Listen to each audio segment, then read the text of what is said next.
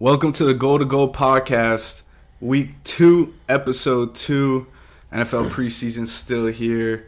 Tyler, Alex, ready for NFL week 1 starting Thursday night. A few days away.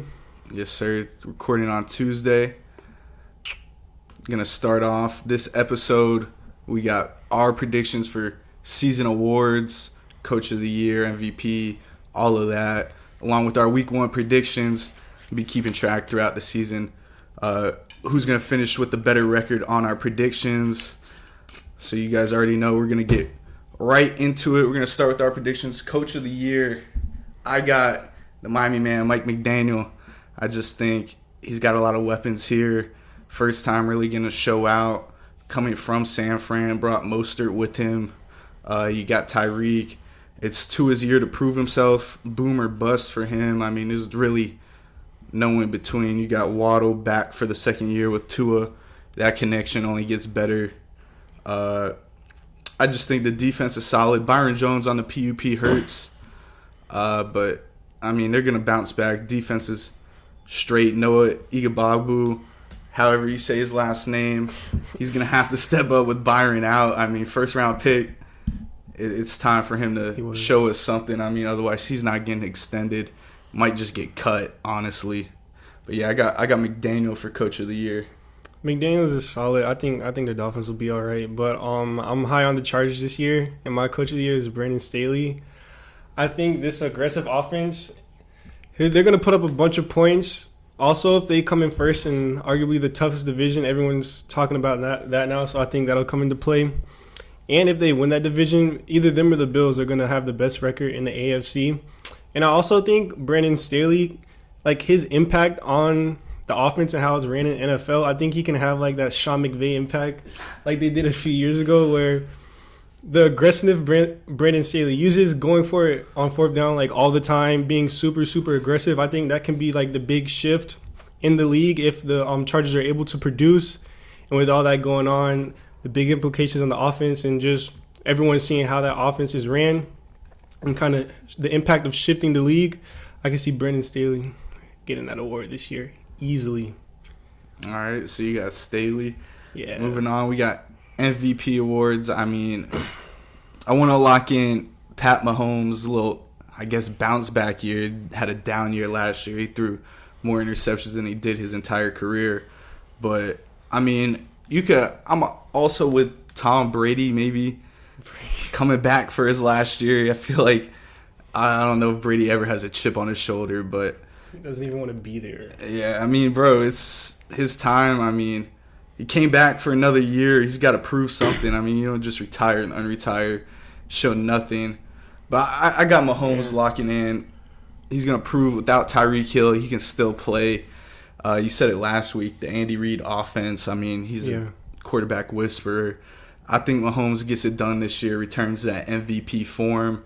You could go with Lamar, but I got Mahomes coming with the MVP. I think Mahomes has a shot. I mentioned him here. I kind of put him and Lamar in the same category as to where both of their offenses took a super big hit in terms of their big deep threat receiver. And I think they're going against doubters coming into the season as well. Everyone knows LJ with his doubters. Is he a running back? Is he a quarterback? That's been going on since he's been drafted. Obviously, he's a elite quarterback. And then Mahomes as well. Everyone's saying they lost these weapons. Will Mahomes be able to carry and produce and keep this team at the elite level? So I think if both of these quarterbacks carry their offenses and their teams to good records and they put up the numbers, I think they could easily win it. Josh Allen is also someone to keep an eye on. With 440 passing yards last year, 36 TDs, and you mentioned last week, he's also a threat on the ground, 760 yards on the ground and 6 touchdowns. That Bills team is stacked. They're ready, and Josh Allen is poised to take another leap, arguably the best arm in the league. But riding on my Chargers bandwagon, my MVP pick, I'm going with Herbert. Everyone knows the stat we've been talking about since he's came into the league, you know. The most passing yards through the first 2 years, 5,000 yards last year, 38 TDs. Solid online, decent weapons, and like I said, with arguably the Coach of the Year being super aggressive on offense, he's going to have ample opportunities to put up those numbers and hopefully win in that tough division. So My MVP pick is Justin Herbert, taking that big leap. You know I'm rocking with it because I drafted him in fantasy and Mike Williams, so yeah, I can't argue it. That offense is going to be solid. Yeah, I mean, it's going to be elite for sure. Offensive player of the year, I'm going to move it on over. Guy just got paid coming out of camp. A lot of contract dispute. Is he a running back? Is he a wide receiver? Deebo Samuel. I mentioned him too. I'm rocking with him. I mean, you look at him. I mean, he can run the ball. He can catch the ball. He's explosive. I know Trey Lance really doesn't have that connection with him yet. And they're talking about Brandon Ayuk's favorite target. But, I mean, Deebo's just so big, fast, and strong. Yep. Getting it done on the ground and through the air. I mean, you don't get that kind of versatility nowadays. So I'm rocking with Deebo. Yeah, I mentioned Deebo here as well. I just think the sheer amount of volume like he had last year and coming into this year will be crazy, receiving and rushing opportunities. Last year had 77 receptions for 1,400 yards and 6 TDs, and also had 59 rushes for 365 yards and 8 TDs. Also, a big thing to mention is, I know like the big contract dispute, everyone was saying, oh, like he doesn't want to play running back, this and that. But if you look into his contract, he actually has incentives on rushing.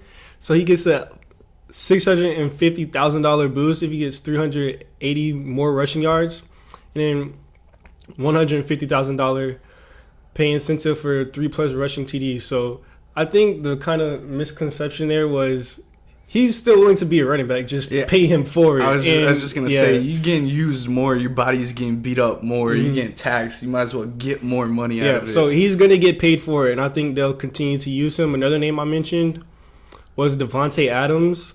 I think he's right now just overall the best receiver in the league. He'll get hyper-targeted with that college connection with Derek Carr like he touched on last week. And I think he can easily lead the league in touchdowns and in receptions, maybe go for that triple crown like Cooper Kupp did last year. But 3 out of the last 4 years, he's had 1,300 yards with 110 receptions and 10 TDs.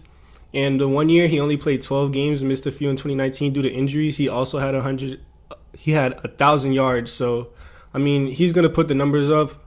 But my pick is Jay Jets. I'm rocking with Justin Jefferson for Offensive Player of the Year. That Kevin O'Connell offense coming over, it's going to be super high power. This Vikings offense is going to be one of the best in the league. It's the same scheme Cooper Kupp won in last year, so he's got that going for him. Great route runner. He's super smooth coming out of his breaks, and I think Kirk was just hyper-target him last year. He had 167 targets for 108 receptions.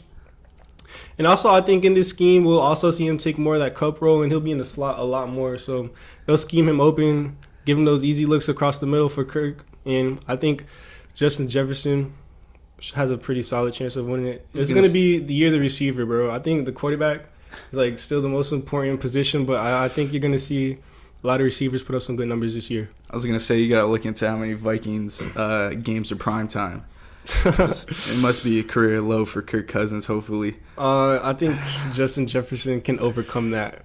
Craig might not be able to, but Jay just will make the his most number's still going to be there. He'll make the most of his targets during prime time. Yeah.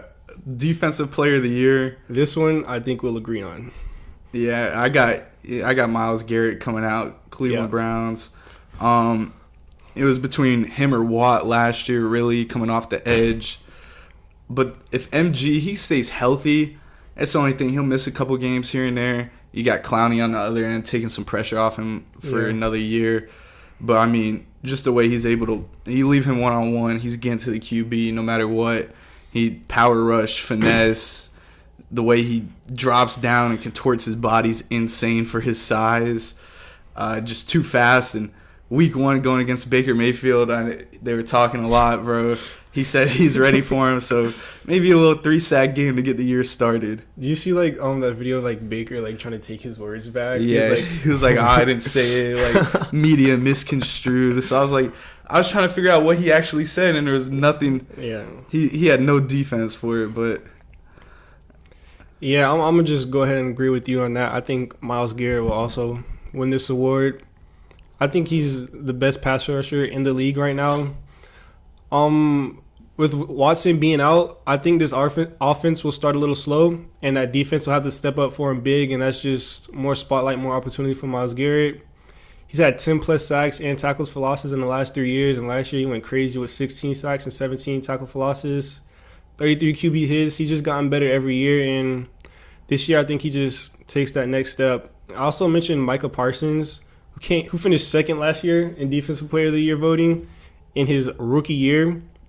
He had 13 sacks and 20 tackles for loss.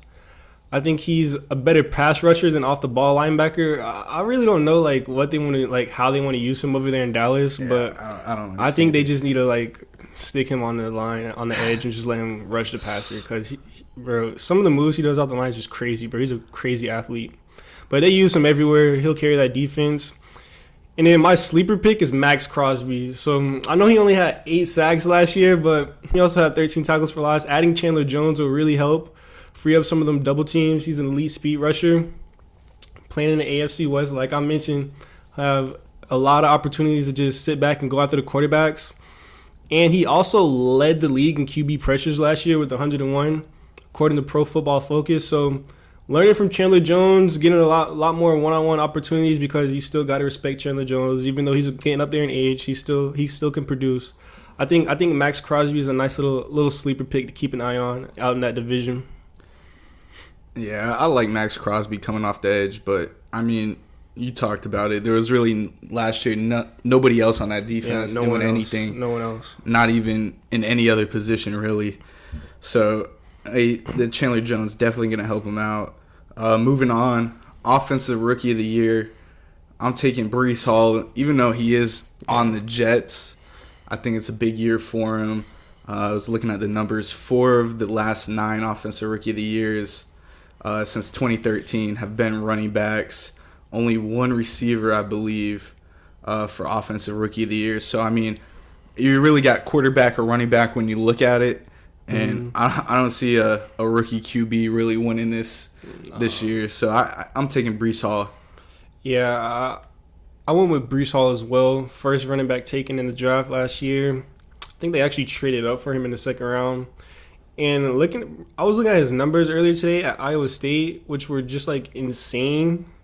He had over 1,700 total yards in his final season. He also caught 36 passes out of the backfield as well, so he can get it done on the ground, through the air. He's an elite athlete, and I think that Jets offense improving. Hopefully, you can see Zach Wilson take that next step, help that offense get going. I think Breece Hall will be a big contributor to that. I also just mentioned Kenny Pickett because, like you said, they just want to throw a QB in there every year, and I don't think Trubisky will be the starter for long. Decent weapons around him. I kind of wanted to go with the popular opinion with NFL youngboy George Pickens at first, but I kind of figured if Pickens has a good year, then Pickens will have a good year. Pickett, will have a good year as well. And the league just values quarterbacks over receivers, so that Pickett to Pickens connection could be something to look out for. And I also wanted to mention Treylon Burks. I know a lot of people not messing with him. A lot of red flags coming out of camp, but the Titans drafted him to be the next A.J. Brown. He has the physical tools. 6'3", 225. Last year he clocked in at 22.6 miles per hour in game. There wasn't even anyone in the NFL that clocked in at that speed. 105 freed up targets with A.J. Brown leaving. I think Treylon Burks, he has no choice but to come in and produce, and if he doesn't, then that's on him. But the opportunity's there, the talent's there, everything's there. Name to keep up. That's just a name to watch. But yeah, I want to agree with you there and go with. I think Breece Hall will take that one. Yeah, and going back to Pickett and Pickens, it's gonna be tough when they get on the field when they go to that deep ball and the announcers got to call it. Defensive Player of the Year, I was going in between 2 guys really, but I think Aiden Hutchinson's going to take it. But I was also thinking about Sauce. Yeah. I mean, you look at it, even in preseason, he wasn't even getting targeted, like you said last week. Hasn't allowed a touchdown in college. Yeah. Insane, but, I mean, you look at it, it's just more plays to be made on the D-line than for a DB. Yeah. So, Aiden Hutchinson, I mean, he was drafted top pick of the draft for a reason. His size, played in big-time games before in college. He's going to be ready for the NFL. I mean, I don't think he's going to put up like 12, 13 sacks, but he puts up 8, 9, and he'll be fine. I think he gets the award. Yeah, I think 8-9 is more on the ceiling for him. He was the number 2 pick coming out of Michigan. Was looked at as the safest prospect, and I think he's also the safest pick to win this award. His production will be all right. I mean, the Lions, what are they really right now? Kind of in between, but I think Aiden Hutchinson will be good enough. I also mentioned Sauce, but like you said, on that boundary corner position, it's just hard to make plays.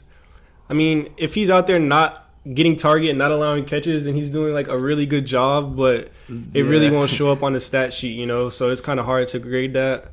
I mean, unless he goes like super crazy and like they just throw out him and he gets an insane number of picks or whatever, but I think it'll be Aiden Hutchinson. And then this could be an Eagles homer pick, but I think Jordan Davis, that's a name to keep an eye on.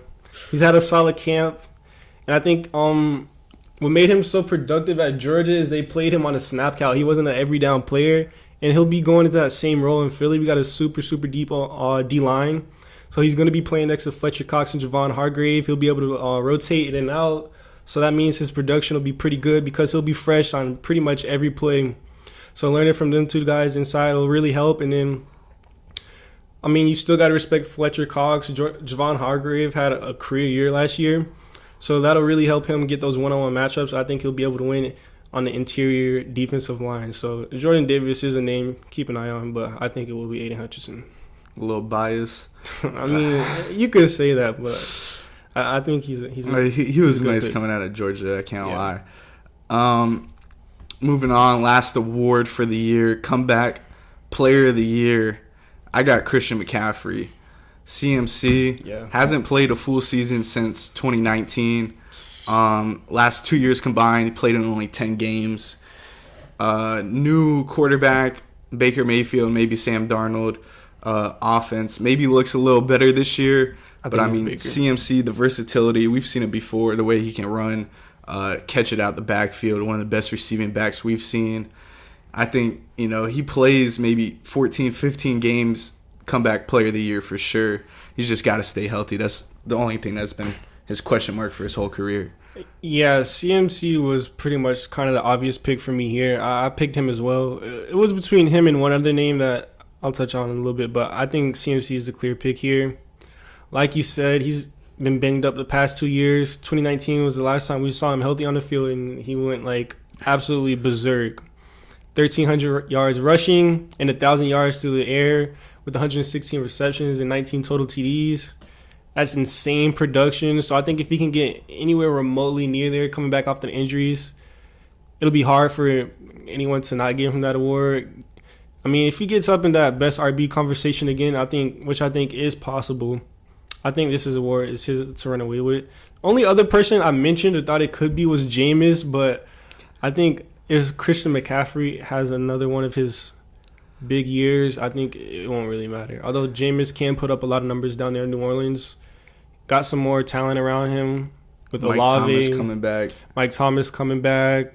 They got Juice, your boy Landry down there. Yes, sir. So I think there's an opportunity. I can see a way Jameis wins it, but I'm just more confident in Christian McCaffrey coming back and producing at his crazy levels than I am at Jameis Winston throwing for 5,000 yards and 30 touchdowns and 30 interceptions. And last year with the Saints, I mean, he had them looking like pretty good contenders before he got hurt, and he had that rotating QB room between tight end Taysom Hill now. Although I think those week 1 numbers kind of inflated his production. 5 TDs. Yeah, that was kind of wild against the Packers last year.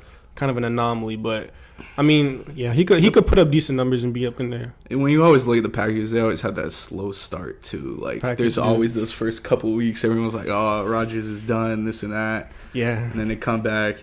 I did see a number where it was like the Packers were, I think, 8-0 against rookie or backup quarterbacks last year. For real. And then, I mean, whatever their record they finished off with, the rest, they were, I think, below 500 against starters. So they clearly take advantage of inexperienced QBs. But, well, I mean, we'll talk about the Packers when we get into it. So, I mean, we finished it off. All our awards, predictions for the year. Let us know what you guys think. Who's right, who's wrong, who y'all got. Moving on, we got week 1 predictions. And like I said, I mean, we'll be keeping track of our records throughout the year, who we like, who we don't. Week 1, I mean, we both pretty similar, a couple differences, especially in that first game. We look at it, Bills-Rams, Thursday night football. Season opener. You're talking 2 top teams. You got the Bills, who are so close to the Super Bowl, and then you got the Rams, obviously Super Bowl champions, trying to defend their title. Week 1, I got the Rams coming back. Matt Stafford, question marks about that tendonitis for sure, but I think the champs, I mean, Aaron Donald, I don't want to be against that guy ever. He's probably just going to be fired up on one for week 1. Big games. I mean, Allen Robinson, first time suiting up in a Rams uniform. Cooper Kupp, obviously, Triple Crown winner last year, coming back. It's going to be a good game. Maybe a shootout of that Bills-Kansas City playoff game we saw last year. Mm-hmm. Something like that. I mean, we're on the verge for a good one. I mean, NFL knew what they were doing when they gave us week 1 matchup this game. Yeah, you mentioned Aaron Donald being fired up, coming into this game, but you know who I think is going to be more fired up? Josh Allen. Give me Josh Allen, man. I just think, the main reason I'm picking the Bills, bro, like you mentioned, Stafford's arm, that arm kind of, it worries me. Tendonitis, whatever you want to call it. It was like a baseball injury or something. Yeah, people don't know about that. I think week one, I don't know. Now, if he plays well in week 1 and then we see him, it doesn't really bother him throughout the season, then I'll be higher. But I feel like this could go either way. Like, what if it's like a big deal and his arm isn't as good or where he wants it to be? Then I just don't see I feel like the Rams have to play perfect ball for them to beat the Bills. And right now, surrounding Stafford's arm, I just think that's too big of a question mark to beat a Bills team that's hungry. We all remember how they lost last year in the playoffs. Arguably the best playoff game of all time. Like, the crazy amount of points we put up. Shout out Gabe Josh Davis. Allen did everything he could. He literally put the team on his back. And then the defense went out and folded and let Travis Kelce have, like, a walk-through practice with Patrick Mahomes. Back-to-back plays. Yes. I mean. But I think the Bills, the Rams just won the Super Bowl, but I like their roster right now. I mean, Trey White is going to be out. He's on the PUP list, I'm pretty sure. But I've been seeing Kaiir Elam's been balling in camp. I think he'll be able to step up. They got 2 good safeties over the top, so hopefully they'll be able to. They're not going to be able to stop Cooper Kupp, but at least contain him from getting downfield, making those big plays, kind of keep him in the middle and contain him. I just think Josh Allen, he's got something to prove after what happened last season, how everyone saw him go out. I think he wants to make a statement. Week 1, primetime, first game of the year. Let everyone know that the Bills are serious contenders coming out. While we talking about the Rams, I literally just saw a video like 30 minutes before we started this of Odell looking swole. They were calling him a tight end. I don't know what he's on, if he's ready to come back, where he's going. But I know the Rams definitely trying to recruit him back. That's kind of funny because both of these teams are like in the mix for him. You saw the IG comment with Von Miller saying the locker next to him is open. And we saw everybody's trying to recruit. Even David Njoku is trying to recruit OBJ back to the Browns, bro. Bring him back to the land. Oh man, that'd be weird. But moving on, so that's one of the few games where we got to switch up between our picks. Yeah. Next game, Falcons, Saints. I mean, I got the Saints. You look at the Falcons, they're going to be awful this year. Like you said, Jameis Winston, maybe a pick for comeback player of the year. Yeah. He's going to ball out. You mentioned the weapons he's got. I mean, I don't even see this being a close game. It's a divisional game in Atlanta, but, I mean, both of them domes, I think the Saints blow them out week 1.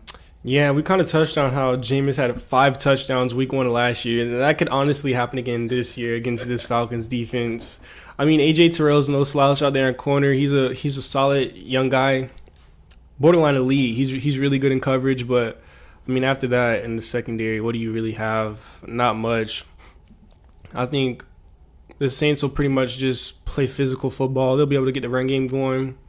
The Falcons just aren't really good right now. Like, Marcus Mariota's their starter. What has he done since he threw like a touchdown to himself in the playoffs like 5 years ago? A batted ball he caught, bro. I mean, nothing much. I just think the Falcons they'll win a few games. I just don't think it'll be this one. Yeah, I mean, Saints will be all right. They gotta win a couple. Yeah. Next game, moving on. Niners in Chicago against the Bears. I mean, 49ers, I got them with this as well. Two young QBs, should be fun to watch them play. Yeah. But like we talked about last week, I mean, the Bears really don't have too much. Niners defense is elite. We just talked about Deebo Samuel, offensive player of the year. He's just going to beat down. I mean, the Bears, Justin Fields, they got to figure something out. Darnell Mooney, I know they like him as a target over there. It's just not going to be enough against the Niners. Yeah, I got the Niners as well. And if I'm Justin Fields, I can't think of like a worse game to start this season out on.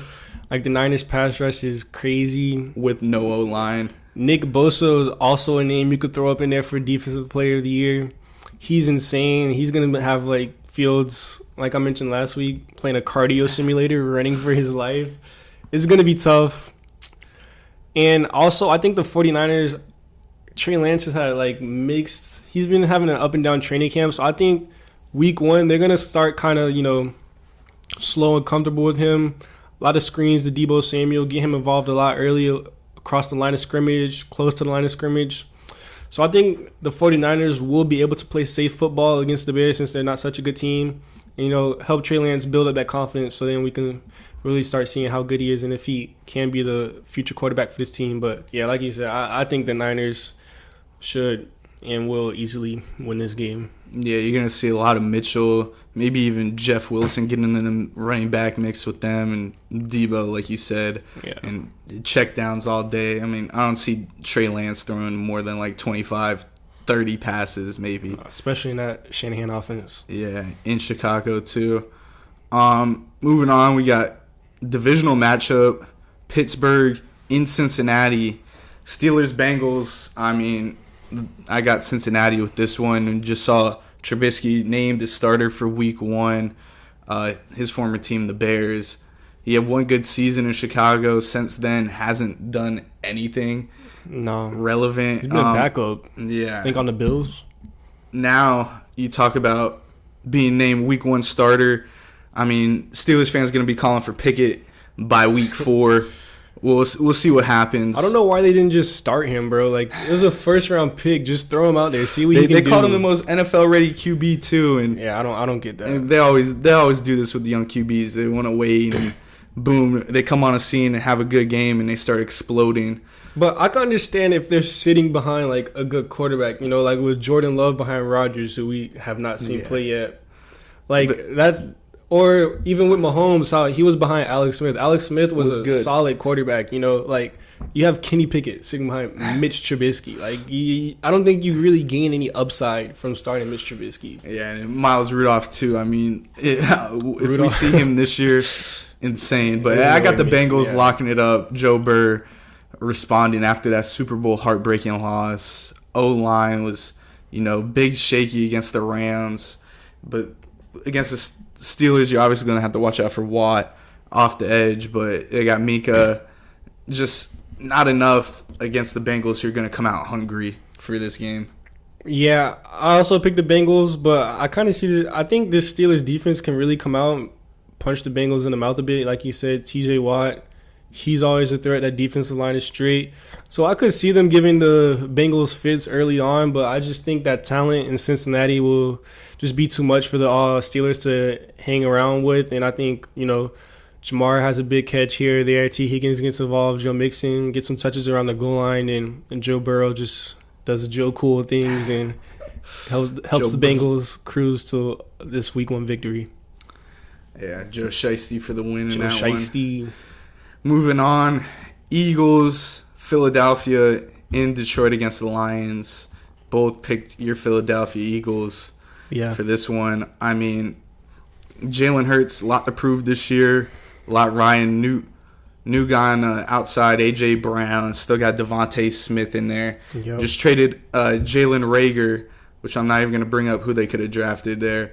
Actually, bro, today I think Howie did an interview and they brought that up and he was like 100%. He's like, if I could go back, he's like, I would make the right pick.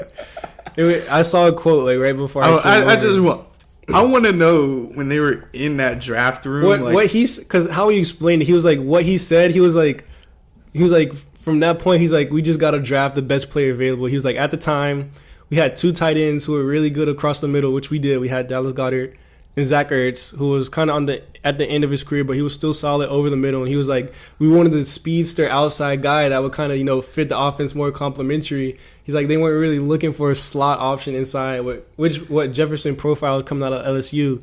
I mean, obviously, we know now that he can play anywhere on the field, but coming out, that's kind of what Jefferson's mold was the slot guy, get open in the middle of the field, not the fastest, but shifty, could get you those, 5 to 10 yards when you really need it. But yeah, I think was really good for Howie to come out and admit he was wrong. He sees what the fans, he sees what the media, he sees what everyone is saying. He sees how the players performed. He knows he made the wrong pick. So yeah, I mean, and he said going forward he'll learn from it. And I think it was just really good for him to come out and admit that. And now we can just we got Jalen Reagor off the team. We got Howie coming out mentioning it. We can just put it behind us and go win some games. So yeah, I mean, bro, leave that in the past. It's not always going to be a hit on draft day. There's a lot of misses. That was a bad one. It was back-to-back picks. It was bad. And just the way Jefferson performed at an MVP level. Almost. And everyone had Jefferson over Reagor. Like, I don't know if anyone thought Jalen Reagor was going to be better than Jefferson. I was surprised that J Jets even slid that far. Yeah. Just because, I mean, coming out of LSU, I was picking him in all my daily fantasies. But yeah, he was tough. Moving on, you got New England in Miami against the Dolphins. Another divisional matchup. Mac Jones against Tua. I got the Dolphins taking this one. A lot of hype. I don't know, the Mac Jones train, the Patriots fans riding. I don't see it probably the same way they feel about Tua in Miami. But, I mean, yeah, Tyreek Hill, Jalen Waddle, he was killing defenses last year. And you had another guy like Tyreek Hill. Those two stay healthy throughout the year. Obviously going to be dangerous. Talked about the defense and everything and how, possibly coach of the year, my pick. I got the Dolphins winning this one at the Hard Rock.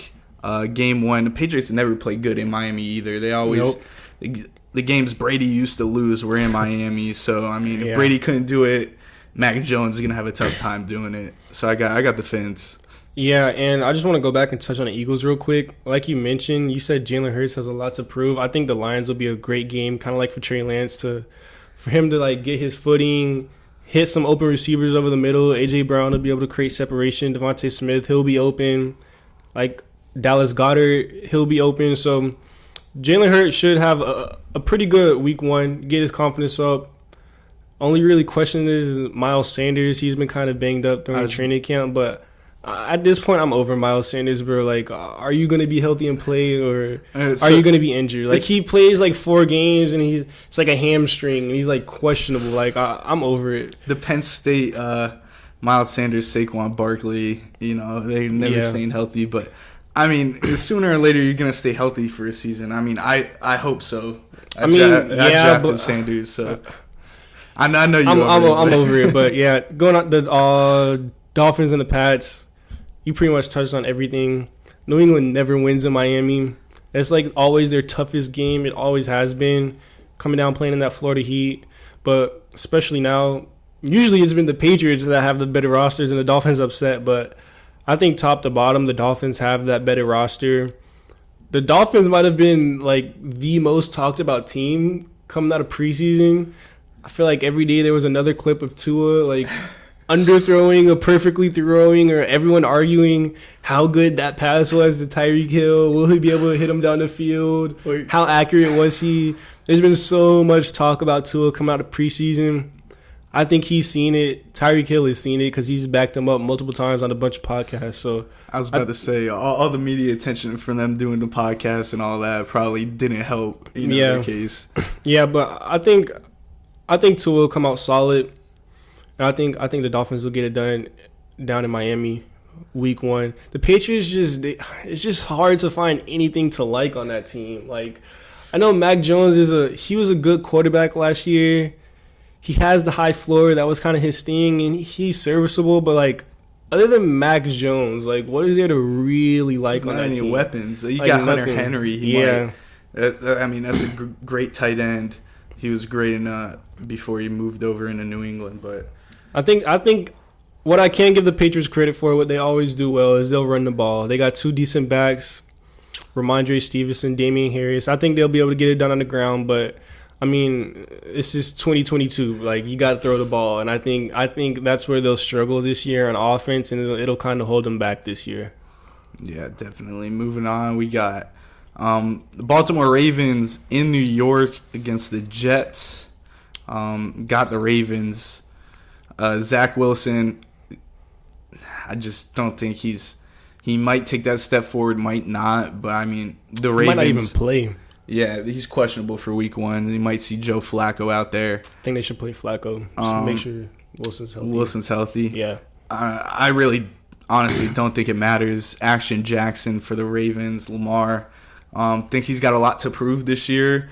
Losing his boy Hollywood Brown, who wanted to trade out because the system didn't fit him. Scheme, it didn't fit. Rightfully so. I mean, those guys, they grew up together.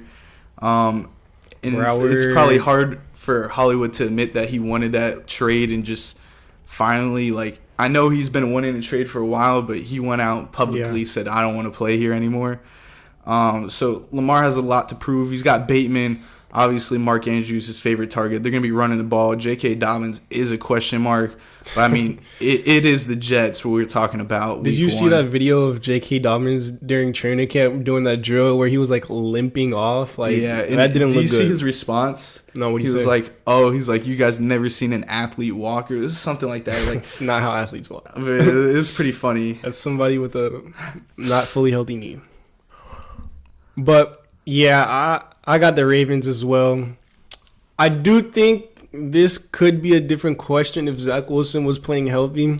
Listen, I'm high on the young guys in New York. I think if the Jets came out, Wilson was fully healthy, those young guys could rally together and put up a good fight against the Ravens and kind of, like, catch them off guard and steal this one away, especially being at home. I think a lot of Jets fans are really high too, so I think that crowd would have played a factor. I've seen you've seen those, like, the videos on social media. I've seen, like, a TikTok video or something, like, people thinking, like, the Jets could get, like, 10 wins or something like that. So clearly the fans believe in them. But with Zach Wilson questionable, I think Joe Flacco will come in and play Joe Flacco football. Doesn't have the arm he used to have. He'll be conservative. He'll make the right reads. But I just think Lamar Jackson he'll pretty much just single-handedly win this game. He's too talented. This defense is super, super solid. They'll make plays, and I think they come out of New York with a pretty easily Week 1 victory. Yeah, moving on, we got Jacksonville Jaguars in Washington against, the Commanders. Here's another switch we got. I got home game. I got the Commanders. We talked about it last week. The Jags do have bright spots with ETN coming back with that T-Law, them boys at Clemson. But I just got the Commanders at home, gonna squeak one by. You know how Heineke sometimes does a couple flashy plays here and there. It's gonna be wins. Carson Wentz. Yeah, my bad. It's still Commanders at home. I know Antonio Gibson's a question mark. Robinson, obviously know what he's dealing with. Yeah. But I just think the Jags, a year removed from their situation last year, it's going to take some time for them to get on the same page. Well, I'm going to disagree with you. And I like the Jags here. I mean, it comes down to one name. We know the position that wins you games in this NFL league. Quarterback. Just looking at the quarterbacks, I think Trevor Lawrence is better than Carson Wentz. And I also think the Jags' new head coach, Doug Peterson, having coached Carson Wentz, having seen all of his flaws his last year in Philadelphia, he'll be able to, give this defense some good tips and pointers into what to target, what to look for. I mean, Wentz is okay, but he wasn't good last year. He hasn't really been good since that injury, coming back from that MVP level season. I just think the defense, the Commanders have a better defense, but the Jags also do have some young talent. I think they'll be able to put up a fight. I like the Commanders' weapons. Scary Terry out on the outside. Jahan Dotson, the rookie coming over. I think he'll be solid. And like you said, that backfield is kind of a big question mark right now. I mean, I'm guessing they're going to give Antonio Gibson most of the touches because, unfortunately, the situation with Brian Robinson, he's on a PUP right now. McKissick's pretty much just a receiving third down back. So, I mean, that's one turnover right there at least you can give for an Antonio Gibson fumble. So the Jags are already starting +1 in the turnover battle right there. Bro, I mean, come on. T-Law is a turnover. Antonio Gibson is guaranteed for a fumble game. But I just like this Jags young team, man. They're hungry. They're willing. I think they're ready to win. With everything going on last year, they really weren't able to win. I think the Jags could go into Washington and upset the Commanders. I really do. Still... And it wouldn't even be that big of an upset. Like, these are two bottom-level teams. Yeah, exactly. It's pretty... that's why I went with the home field advantage. I think I can see that. The new not scheme, the new name of the team. I don't know. Maybe give some hype into the. Although Washington. I do like their jerseys. Their jerseys are kind of fire. Yeah. Have you seen the all black ones? No. They're all black unis. Really? They're tough. But yeah, I just think the Jags have Only more. If the unis played into part of their. No, I picked them to lose, so they didn't. But I think the Jags have more of an upside. They have a few more brighter spots with better potential. Banking on that potential. ETN too, back healthy. They have I think bigger potential, but I just think it's gonna take week 3. You might start seeing T-Law start kind of look like the guy they wanted out of Clemson. Yeah, I just think week 1 he's just sort of gonna be getting his stuff back together under a new coach, and especially after last year, it's probably hard for him to trust the coach. Playing against the Commanders, I think he'll be all right week 1. Moving on, we got the Cleveland Browns in Carolina against the Panthers. Baker Mayfield playing against his former team. Obviously, no Deshaun Watson, Jacoby Brissett going to be starting quarterback. You look at it, we talked about both sides talking a little bit. Panthers, obviously, Christian McCaffrey coming back. They have weapons. You got Robbie on the outside, DJ Moore. But when you look at Cleveland, even though it is Brissett, and I really don't buy into Brissett as a quarterback, he's going to win you some games. But, I mean, you got Nick Chubb, pretty solid O-line, even with the injuries. Kareem Hunt, you're not going to be throwing the ball a ton, but you still have Amari Cooper who can make plays, and the defense is going to be fine with Myles Garrett probably chasing Baker Mayfield around in the pocket. You'll see his happy feet like you always. Probably even worse, but I got the Browns being the Panthers. Yeah, so when we picked this like 2 weeks ago. Like a week, week ago, week and a half. I picked the Browns too, pretty convincingly, but over the past few days, few weeks, I've been seeing the Panthers hype build. I've been seeing the buzz. I think buzz about what? I think the Panthers are favored actually. I'm gonna pull it up right now. But I'm gonna stick with my initial gut feeling. I'm gonna go with you and your Browns. So if they lose, it's not really my fault. I just picked them because bro. Panthers are 2.5 point favorites somehow. Yeah, which is wild. I just think this. I'm smashing. I think Myles Garrett, kind of the name we brought up earlier. I think he'll play a big role. I mean, that O-line has not been good. They drafted Ike Kwanu, the rookie, out of NC State. And being a rookie, if your first NFL game is going up against Myles Garrett or even Jadeveon Clowney, it's a really, really good D-line. I think he's going to have a welcome to the NFL moment. It'll be really, really tough for him out there. Not the best week 1 to kind of get your feet situated in. I just think the Browns' defense will be able to cause turnovers, get the offense in plus position on the field. And I do think it'll be a close game. 2.5 is a decent spread. I think it'll be around 3 points, 4 points, something like that, within a touchdown. But I was leaning towards picking the Panthers. Like I said, you mentioned they got the weapons. My boy Robbie, man, they got the Broward product.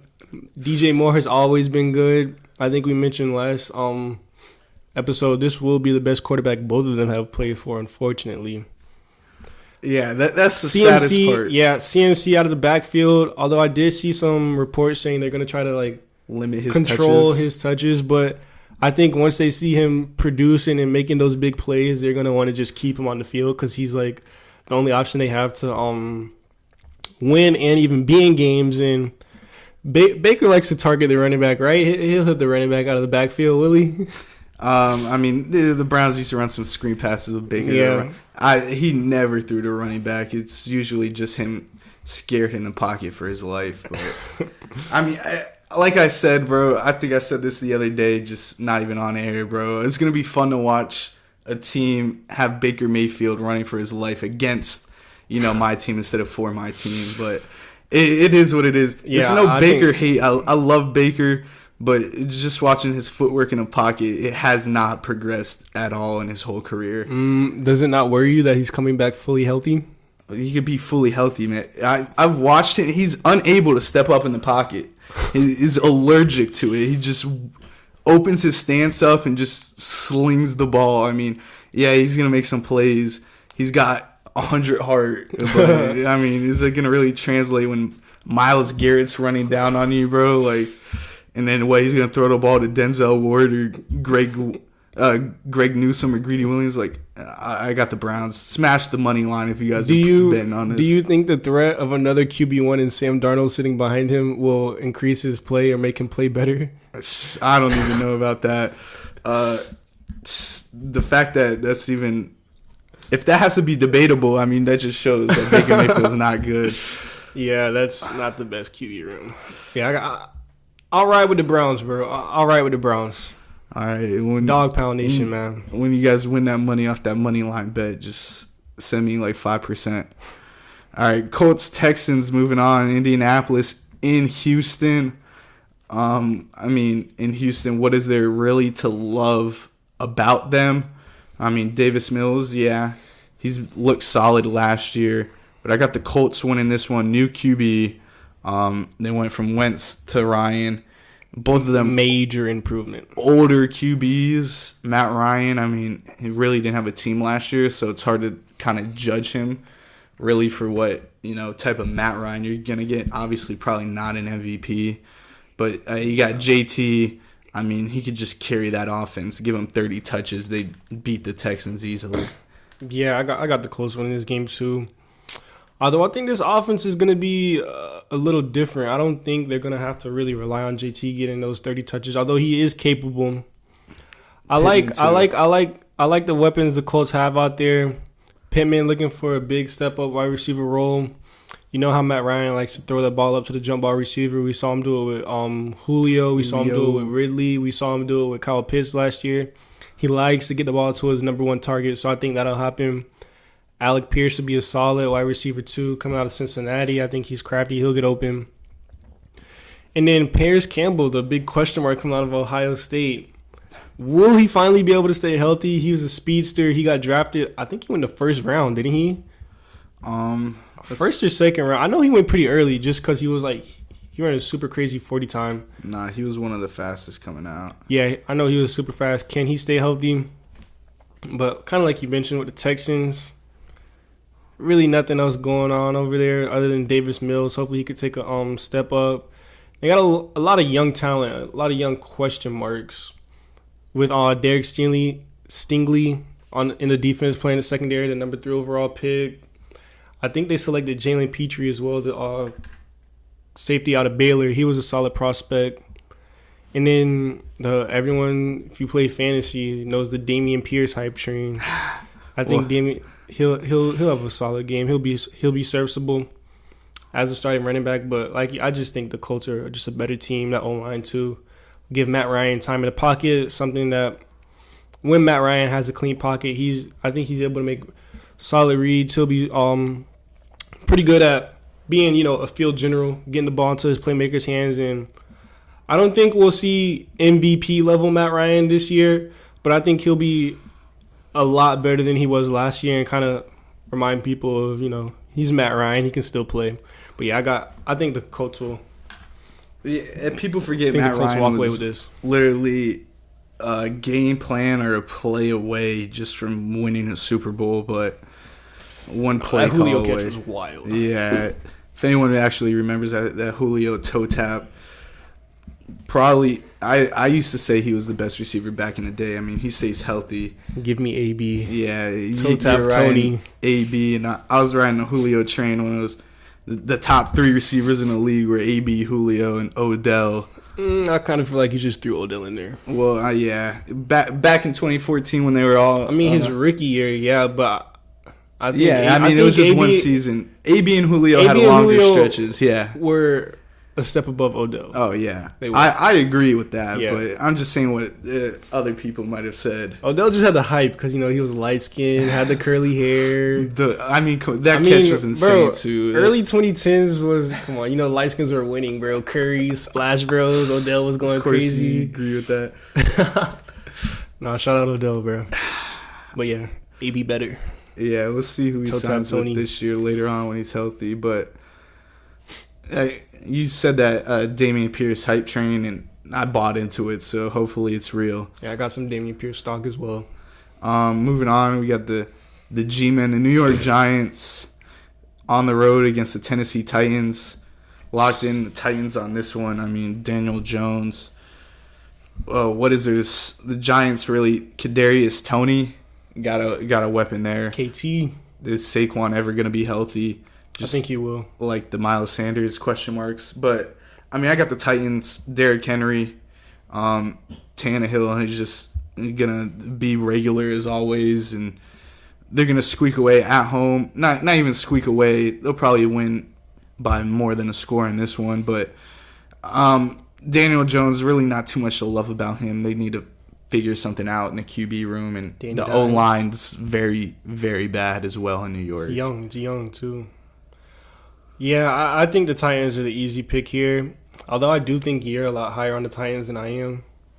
I feel like the Giants are just a team that pretty much anybody can look good against. So I think we'll see a lot of bright spots from the Titans in Week 1. We'll see Derrick Henry come back fully healthy after I think he fractured his foot or something like that. That's an injury that'll heal. He'll be okay. Derrick Henry back to 100%. Like you said, Tannehill will manage his game. I think they'll look to get Traylon Burks involved early. I mean, who else do they really have? Robert Woods coming off an ACL tear. It's kind of tough. Yeah, I think Austin Hooper signed with them as well. So that's a decent, serviceable starting tight end. Please. Austin Hooper is awful. That was the scheme, bro. The Browns want him to block. He's not a blocking tight end. He's not even. He can't even catch. He was supposed to be a security blanket as a pass catch.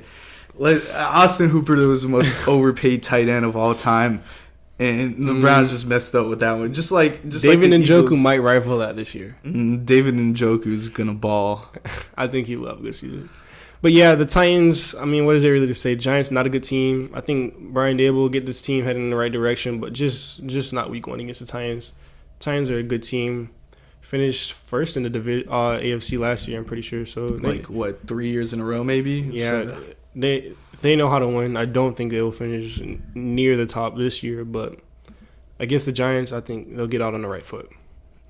Moving on, we got Green Bay Packers in Minnesota against the Vikings. Not a primetime game, so Kirk Cousins, he's coming to play. We were talking about how the Packers start the season slow, and it's only going to be slower. No Devontae. They got Aaron Jones and A.J. Dillon supposed to be the 1A and the 1A show. Apparently, that's what they said.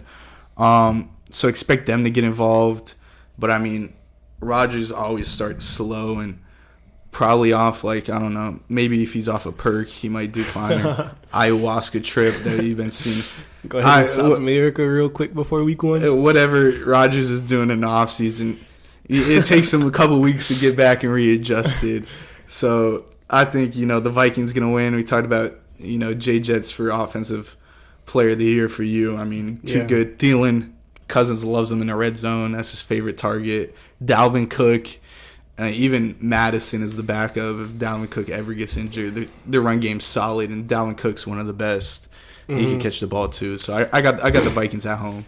Yeah, I kind of mentioned last week in our team breakdowns and division breakdowns.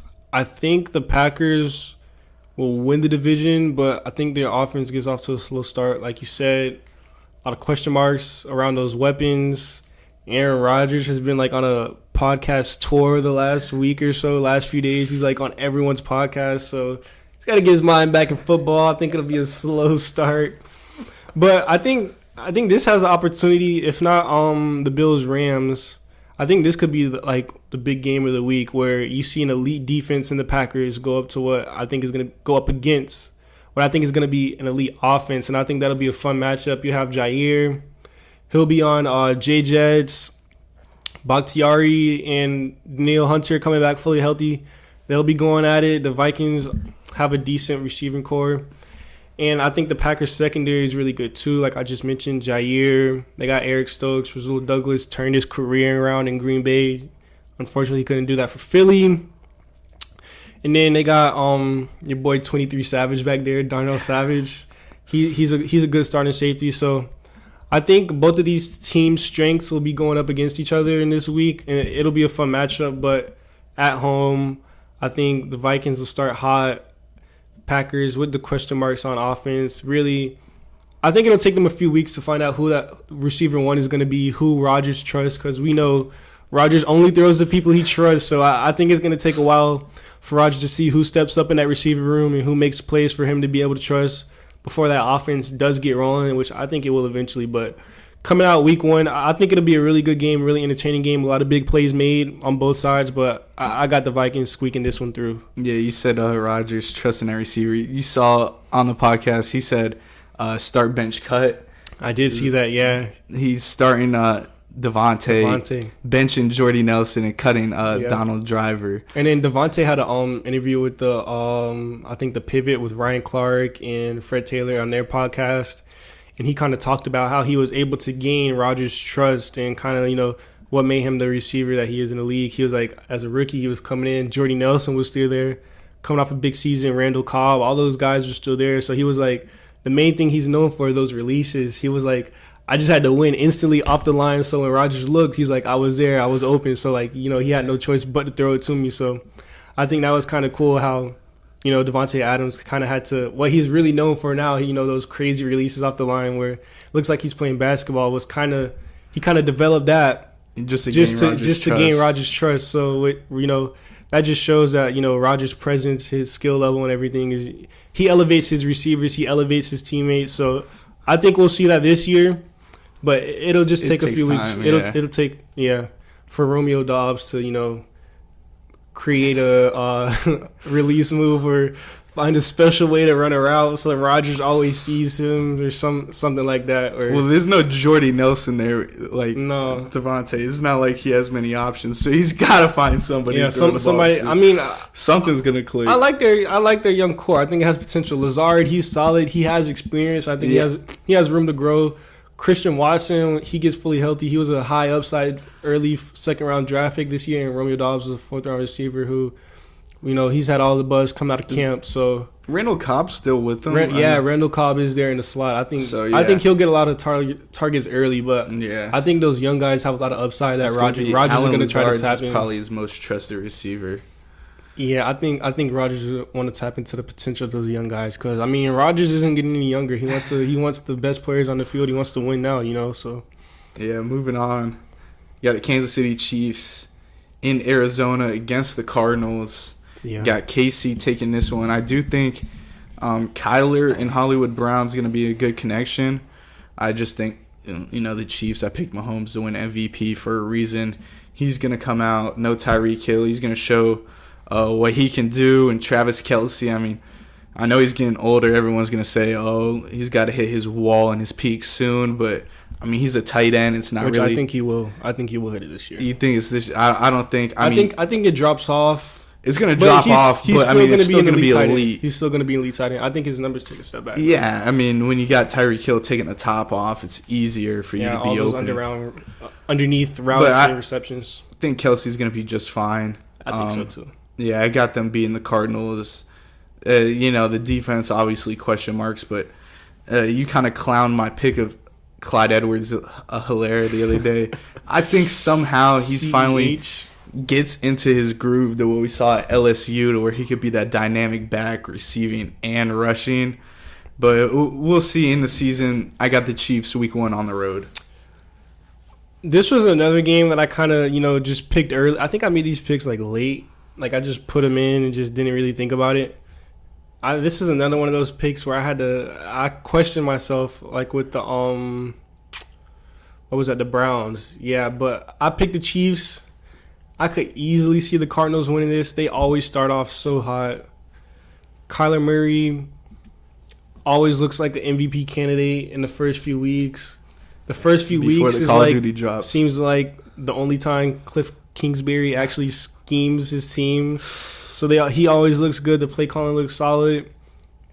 That defense took a big hit losing Chandler Jones. He was a big part. But kind of like you said, I'm a Mahomes believer, man. I think he's the best quarterback in the league right now. And I think his winning experience and everything, he'll just find a way to win. Him and Andy Reid, I think, are the best coach-quarterback duo. So those two scheming up. Bieniemy's still there. I'm right as an offensive coordinator. I'm pretty sure. I don't think he left. Yeah, I think Bieniemy's still there. So those three guys, they'll come up with something. They'll figure it out. When you have Patrick Mahomes as your quarterback, the defense doesn't have to be elite or really good. Like, I don't think KC's is. I think they're average. So if their defense can just, keep the opponents out of the end zone, Mahomes will find a way to get his team in the end zone. Therefore, they'll score more points. And I think the Chiefs, they'll find out a way to win. I just think the Cardinals are a team that they just find a way to lose games, and the Chiefs are a team that just finds a way to win games. So I think Patrick Mahomes and that offense they'll get it done against the defense, and it will be hard for Kyler to keep up with Mahomes. Although I think him and Hollywood could have a really big week 1. That OU I think they have a big season in general. Think they do, yeah, especially before D-Hop comes back. Yeah. But D-Hop and Kyler didn't even have that good of a connection last year. Like D-Hop was hurt a lot last year. Yeah, he was. The year before that, on their first year, he was pretty solid. I mean, he's D-Hop, bro. Although he's getting older, I think he's still a really good receiver. He catches everything, so you put the ball anywhere near him. D-Hop is nasty for sure. Yeah. Moving on. Almost said Oakland. Las Vegas Raiders against the Los Angeles Chargers. Raiders on the road, week 1, another divisional matchup. I got the upset here, even though I picked the Raiders 4th in the division. Week 1, I think they come out guns firing at Devontae Adams, Derek Carr. I think they're just going to be on the same page. And, I mean, you still got Renfro. You still got Waller, 2 elite connections with Derek Carr. And, I mean, Josh Jacob run game, I think it's just going to be just fine. I think it's going to be a close game coming down to the wire.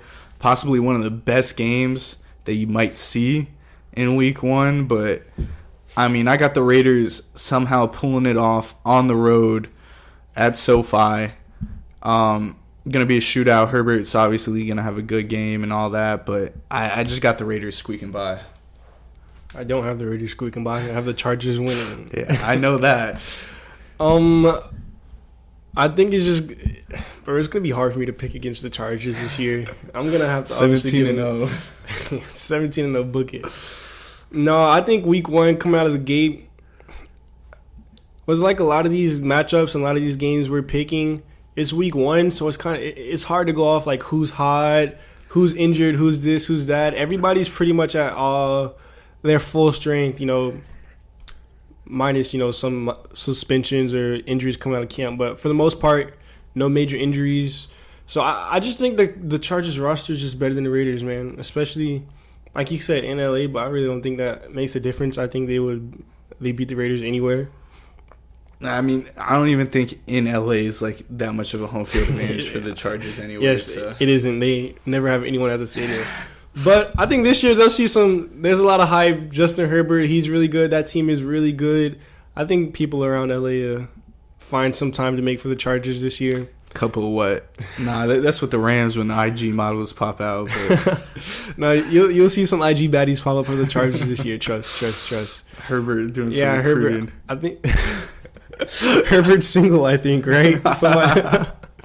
I don't know. He's in the right city. There's got to be some IG baddies that want to that are smart enough to see how good he's going to be and want to latch onto that bag he's going to get. But Bag chaser is. Oh, come on, we're not gonna get into that. But yeah, I think the Chargers, they're just a better team. You know, like you said, Carr and Adams, I think they'll have a good connection. But I mean, the Chargers have a defense to kind of, you know, subdue that offensive power on the other side. They got the two crazy pass rushers in Khalil Mack and Bosa, who I think will have a big year coming out the edge. You can kind of see maybe we get like a little old Bosa back, vintage Joey Bosa when he used to play alongside Melvin Ingram, who was solid for a few years. I could kind of see that happening again. And then that secondary is crazy. J.C. Jackson, I think he'll be, if not following, he'll be on Adams a lot of the time, and they'll have Derwin playing down in the box over the top, making sure JC's out, isn't he? Is he? I saw he was questionable. He might be on a PUP. Could have returned from injury by Sunday, 5 hours ago. Dang. So it'll be questionable. I think it'll be good enough, and if not, they got Asante Samuel Jr. He played solid for a rookie. I just think this Chargers team just has a lot of talent. They'll overpower the Raiders, and I think the Chargers will win. It could be close, like you said. The Raiders are a good team. They have my sleeper for defensive player of the year, Max Crosby. He could get some action. Although Rashawn Slater has been a really, really good left tackle for the Chargers, or right tackle. But I just think the Chargers are a better team. I think they'll win. Yep. Moving on, we got Tampa Bay Buccaneers on the road against the Dallas Cowboys.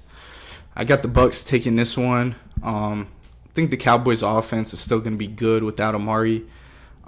Zeke and Tony Pollard, they're always going to get some touches. Dak's always going to be decent to above average and throw some stats and have some big games. But I think the Bucs, even without Godwin, Brady to Mike Evans is wide receiver one. It's truly the first time Evans is going to get that workload as wide receiver one with a good QB. Yeah.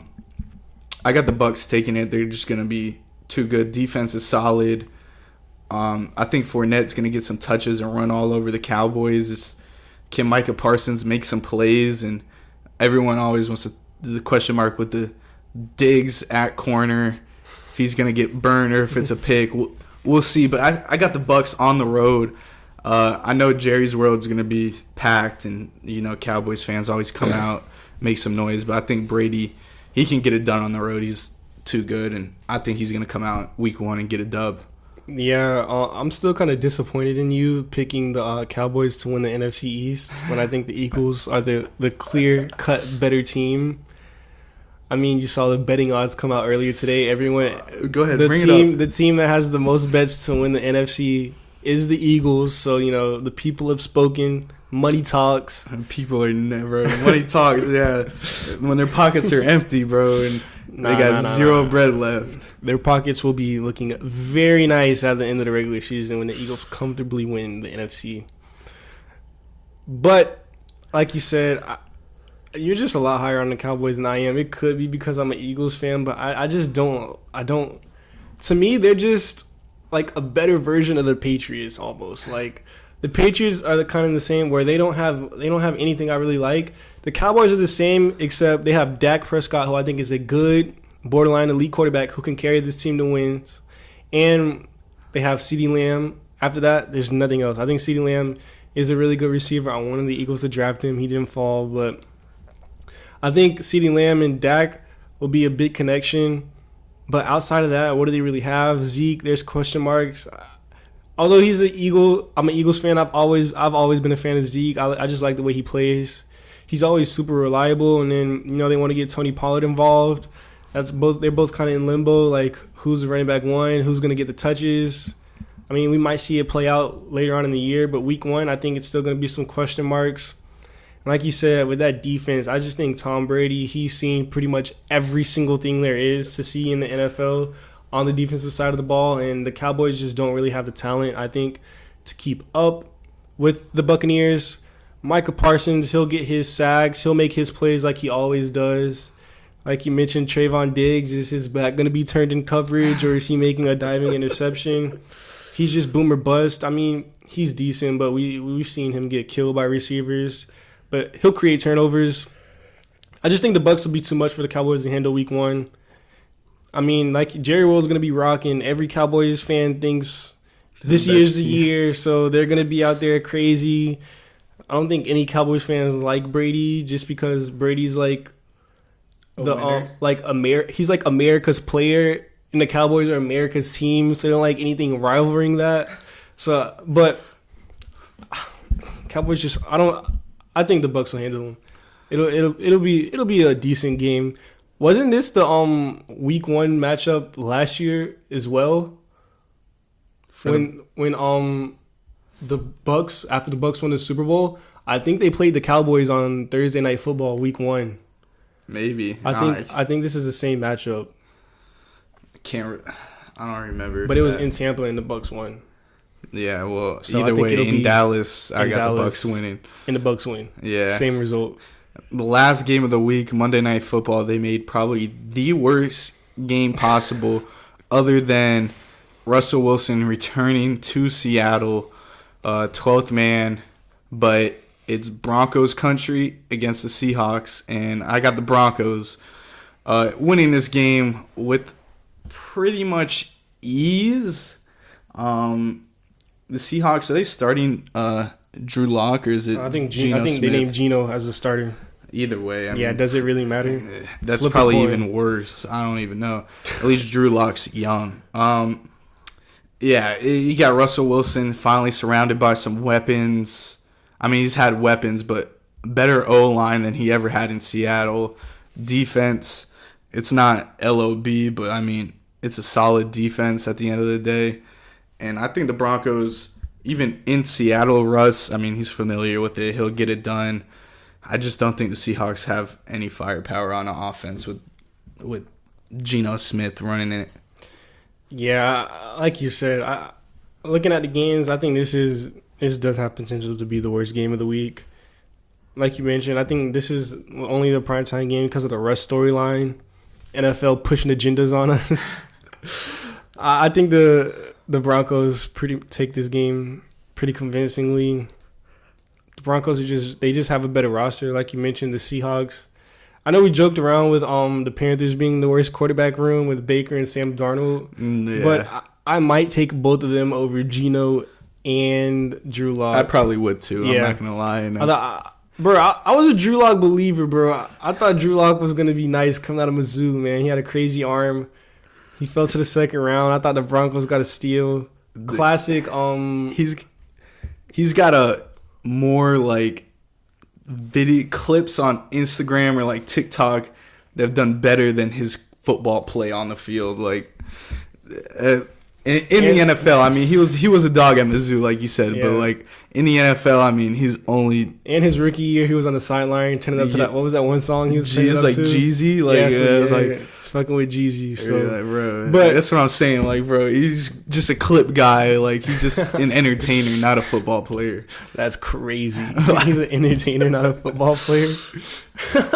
It's like, bro, I mean, we'll see. I mean, hopefully he turns around for the Seattle fans. Yeah, but I don't think he will. And I think week 1 is going to be tough, especially going against that Broncos defense that's been so good for the past few years. Bradley Chubb. Finally healthy. Yeah, he's finally healthy. Hopefully he'll be able to produce. They also got, I think they signed Randy Gregory, who also had some good sack numbers last year in Dallas. So he'll help. That secondary they're going to play good defense. Pat Surtain, arguably the best young corner in the league. He was locked down last year, except for when he was guarding his college teammate Devontae Smith, who embarrassed him. But other than that, he was pretty good. Well, he was really good. He's elite. I think the Broncos they'll be straight. This is a good week 1 game to get started off on. Beat up on the Seahawks, make Russell Wilson look a lot better than he was with the Seahawks. Make Pete Carroll retire. He's old. After one game, make him retire. Yeah, one game, make him retire. Yeah, I think the Broncos will win this pretty good. Pretty handedly. Yeah, so, I mean, we only disagreed on, I think, 3. Yeah, I had the Jags, you had the Commanders. Rams, Bills, and then Chargers, Raiders. Yeah, so we only got 3 differences. So, I mean, those are the only 3 that can really shake up, like, us really, unless we both get them wrong. Then I feel like week 1, there's a lot of like. There's a lot of question marks. It could go either way. That's what I'm saying. Not even like, question marks. I think there's a lot of games that are like pretty like teams should on paper, win. Yeah. But this is why they go out and play on Sundays. You like never the know. Falcons should beat the Saints. 49ers Saints should beat the Falcons. Or the Saints should beat the Falcons. 49ers should beat the Bears. Bengals should beat the Steelers. Eagles should beat the Lions. Like Ravens should beat the Jets. Colts should beat the Texans. Like there's a lot of games. Good teams against bad teams. Yeah. But we'll like see when it comes down to Sunday. I mean, Thursday, I'm set for that Bills-Rams game. Games are won in between the lines, not on paper. Yeah. I mean, this one, on paper, you go either way. You like. Which one? We won? Yeah, Rams, Bills, game 1. I mean, we'll see. It comes down Thursday night. Bills. I got the Rams. We'll see. We'll see. Week 1 coming up. That concludes. Diggs goes crazy. You think so? Diggs goes crazy? 150 yards. Lock it in. I like Gabe Davis going crazy over Stephon in week 1. He's going to shit on Ramsey. Four touchdowns, Gabe Davis, 200 yards. You throw back to the playoffs. Yeah, that's probably not going to happen. But ever again in his career. A UCF fan and former student can only dream for Gabe Davis' success. So that concludes this week's episode 2 of the NFL preseason. That concludes our preseason coverage on the podcast. Next week, we'll be diving in, how week 1 went, how our picks went, and then predict, week 2 and some NFL news. We appreciate everyone tuning in. Y'all, sir. You already know, if you're on YouTube, like, comment, subscribe. You watch on Apple Music, Spotify, go ahead and share. Let us know if y'all want something different. If y'all like the segment, just let us know. Whatever it is, appreciate y'all tuning in. Y'all take it easy. Appreciate it.